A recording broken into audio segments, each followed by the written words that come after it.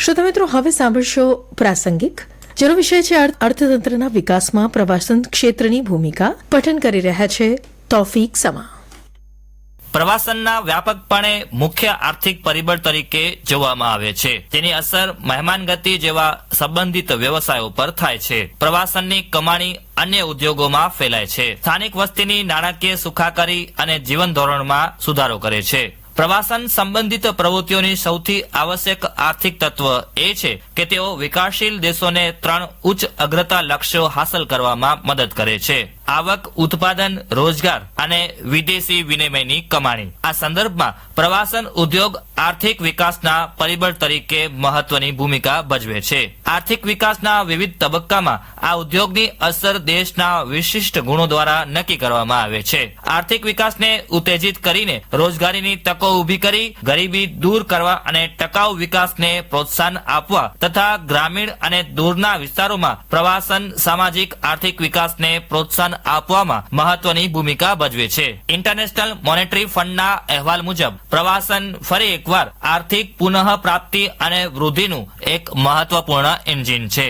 પ્રવાસન આવાસ, પરિવહન, ખોરાક અને અન્ય સેવાઓ પર મુલાકાતીઓના ખર્ચ દ્વારા નોંધપાત્ર આવક લાવે છે, જે સ્થાનિક અર્થતંત્રના વિકાસમાં ફાળો આપે છે. પ્રવાસન ખર્ચની બહુગુણીય અસર જોવા મળે છે, કારણ કે તે સ્થાનિક અર્થતંત્રમાં નાણાંનું પ્રસારણ કરે છે. આતિથ્ય, પરિવહન, છૂટક અને કૃષિ જેવા વિવિધ ક્ષેત્રોને લાભ આપે છે. પ્રવાસન અને આતિથ્ય એ ભારતના મુખ્ય રોજગાર પેદા કરતા ક્ષેત્રોમાંનું એક છે, જે વિદેશી હુંડિયામણની કમાણીનો મોટો હિસ્સો ધરાવે છે. ભારતમાં દર વર્ષે એકંદરે રોજગારમાં પ્રવાસનનો હિસ્સો ઘણો રહ્યો છે. પર્યટન વિવિધ ક્ષેત્રોમાં પ્રત્યક્ષ અને પરોક્ષ રોજગારીના તકોનું સર્જન કરે છે, જેમાં મહેમાનગતિ, ખોરાક, પરિવહન, પ્રવાસ માર્ગદર્શક, હસ્તકલા અને સાંસ્કૃતિક પ્રવૃત્તિઓનો સમાવેશ થાય છે. પ્રવાસન ગ્રાહક સેવા, ભાષા પ્રાવીણ્ય અને સાંસ્કૃતિક જાળવણી, રોજગારી તથા આજીવિકા વધારવા જેવા ક્ષેત્રોમાં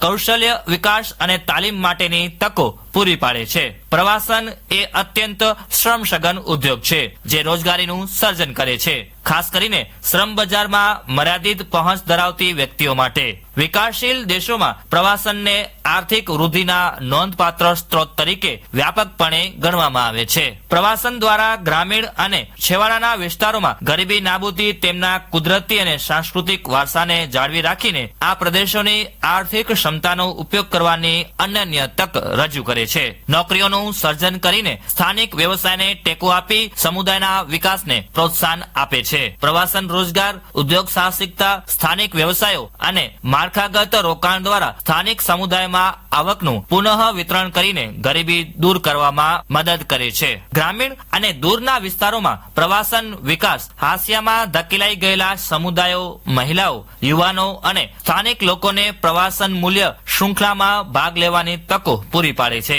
જેનાથી આવકની અસમાનતાઓ અને સામાજિક બાકાતમાં ઘટાડો થાય છે. પર્યટન સ્થાનિક પરંપરાઓ, રિવાજો, કળા અને કારીગરનું પ્રદર્શન કરીને સાંસ્કૃતિક જાળવણી અને વારસાના સંરક્ષણને પ્રોત્સાહન આપે છે, જેનાથી સાંસ્કૃતિક ગૌરવ અને ઓળખને પ્રોત્સાહન મળે છે. પ્રવાસન મુલાકાતીઓ અને યજમાન સમુદાયો વચ્ચે સાંસ્કૃતિક વિનિમય અને પરસ્પર સમજણને પ્રોત્સાહન આપે છે.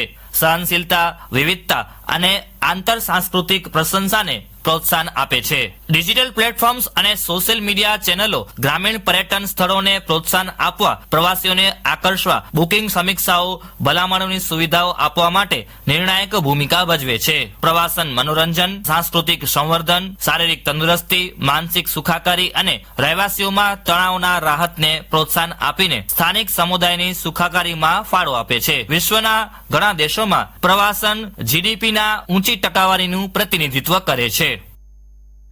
હમણાં જ આપ પ્રાસંગિક સાંભળી રહ્યા હતા, જેનો વિષય હતો અર્થતંત્રના વિકાસમાં પ્રવાસન ક્ષેત્રની ભૂમિકા. પઠન કરી રહ્યા હતા તૌફીક સમા. પ્રસારણ આકાશવાણીના ભુજ કેન્દ્ર પરથી કરવામાં આવ્યું.